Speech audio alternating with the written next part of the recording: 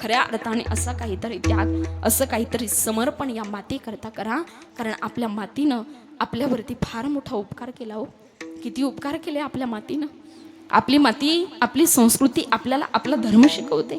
म्हणजेच आपली संस्कृती महान आहे की नाही? किती महान आहे सांगू तुम्हाला. आपली संस्कृती किती महान आहे थोडक्यात सांगते, ऐका.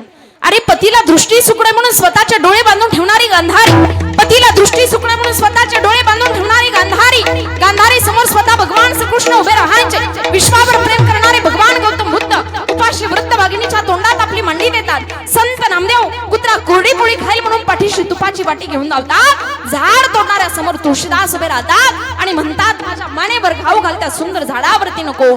धर्मासाठी राई राई वडे तुकडे करून घेणारा शौर्यवीर संभाजी, स्वामी कार्यासाठी सर्वस्व वेचणारे खंडोजी बल्लाळ आणि शेतकऱ्याच्या मिरचीच्या देठाला हात लावू नका, नाहीतर तुमचे हात कलम केले जातील, असे स्वतःच्या सैन्याला बजावणारे छत्रपती शिवाजीराजे भोसले.